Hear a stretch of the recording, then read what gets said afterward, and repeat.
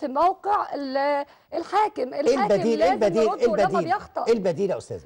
انا هرد على كل الكلام اللي قاله وبعدين اتكلم، وبعدين هقول لحضرتك البديل. دلوقتي الاستاذه بتقول ان الستات تلتزم بيوتها لان هي اللي جابته لنفسها انها نزلت. احنا عندنا ما يزيد عن 30% من النساء بيعولوا اسر، يعني النساء دي زيها زي الرجاله، زائد السيدات اللي في البيوت اللي بتتحمل الحرب يا استاذ سيد، انها تخش تعترك مع زمايلها. انا بقولش تقعد بيوتها وانا بشتغل، انا بشتغل يا منى، انا بشتغل. بتنزل ليه؟ انا بتكلم على الحرب اللي دايره. هي بتقول لك ماشي، بتتكلم عن الشغل، بتقول لك عن الحرب. بس الحرب بينزلوا برضه يا استاذ. في الحرب بينزلوا. بقول في المظاهرات يا استاذ سيد، والالتحام مع رجال. انا التحم مع رجال في بيضربوا مولوتوف ويضربوا حجره. هي مش نازله تلتحم. امال نازله تعمل ايه؟ امال هي نازله تعمل ايه؟ هم اللي اجبروها وهم اللي اجبروها ازاي يعني؟ نزلوها من بيتها قالوا لها انزلي التحمي. لا احنا قلنا في اول الكلام، قلت اول كلامي ان انا بقول لحضرتك ان الاعتصام حق الاعتصام السلمي له قوانين وليه الست اللي كانت نازله تحارب حضرتك. انا المفروض ما انزلش من على الرصيف، ده الاعتصام السلمي. لا اثر على الامن القومي، ولا اثر على الحريات، ولا اثر على الموظف يروح عمله. طب ما تخلينا نسمع وجهه نظرها دكتوره. ده مش تظاهر سلمي. دكتوره انتوا ايه الدكتاتوريه بتاعتكم دي؟ في ايه؟ انا اللي بدير. انا معاك. اتفضل. قولي ان هي يعني انت بتقولي لحضرتك ان هي اللي جابته لنفسها، هي نزلت من على الرصيف. انا ما قلتش كده على فكره. طب انا عايزه افهم هي انا ما قلتش هي اللي جابته لنفسها. انا بقول طب انا ممكن اقول هي نزلت ليه؟ واتعمل ايه كده وعملوا ليه فيها كده؟ اتفضلي. انا يعني اكذب، ومش رايي ده، راي ناس كتير. المره دي بتاعه مجلس الوزراء دي كانوا نازلين مستهدفين النساء، لان عارفين احنا الشعب المصري بيحترم المراه وبيقدسها. لما يكون حتى واحده في الشارع واحد بيعديها، يعني هو نازل يشوه نفسه؟ ان هو يهين الست يعني هو نازل يشوه نفسه؟ ما انا عايزه اقول له كده، اقول له العار مش عليها، العار جاي عليك انت العسكري اللي سحل. ايوه، جه على العسكري او اللي عمل ده. ايوه اتفضلي. ايوه، هو كده ما اهانش البنت دي، هو اهان كل مصريه، اهان مصر في انه انا بحكم.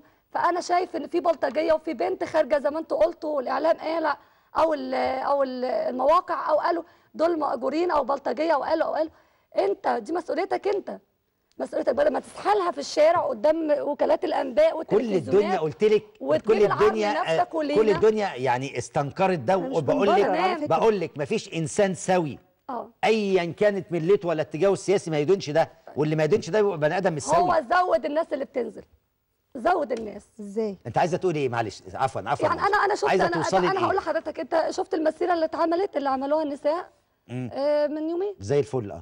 انا شفت ناس والله ولا اليوم لا نزلوا ثوره 25 ولا مقتنعين بموضوع الاعتصام في الميدان، وهما بيقولوا زينا برضو احنا عايزين الاستقرار.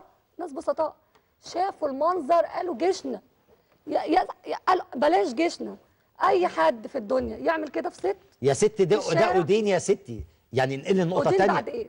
ودين بعد ايه؟ هو لازم نعمل اجراء، لازم ننزل، لازم نعتصم، لازم نعمل. انت ليه ما تاخدش القرار ده؟ غير المقصود بالظبط. لا، ايه هو بقى المقصود بالظبط اللي هو ايه؟ ان يعني انا واحده، انا بس عايزه حضرتك تكلمني. انا ما كملتش كلامي، انا عايزه اكمل، هرد عليك. انا قدامي 5 دقايق على فكره. انا عايزه بس اسال شيخ دين. والله كل حاجه وانا سكت. عايزه اسال شيخ دين بس، هل ان واحده اتعرت قدام 3 4 5 واقفين كل شباب مصر يصوروها بكاميرات الموبايل، مفيش واحد فيهم رمى نفسه عليها وغطاها؟ اكمل النقطه دي بعد اذنك. هل ده بلاش اللي كانت مستفزه على فكره؟ اكمل بس دقيقه واحده وجهه نظري يا استاذ سيد.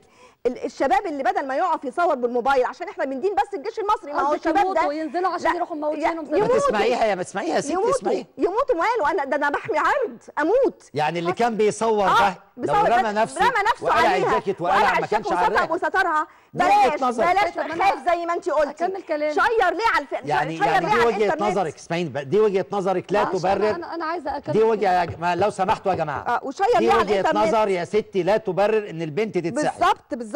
انا لا تبرر، ولكن في حلول. انا هكمل كلامي. ان اللي كانوا بيصوروا ما كانوش عارفين ان في اللحظه دي البنت هتقعد تتعرق. اولا هم شايفين انتهاكات لراجل واللي رفعها على الانترنت والفيسبوك. ثواني بس اكمل كلامي حضرتك. وبعدين انتوا يعني البنت وقعت اتعرت.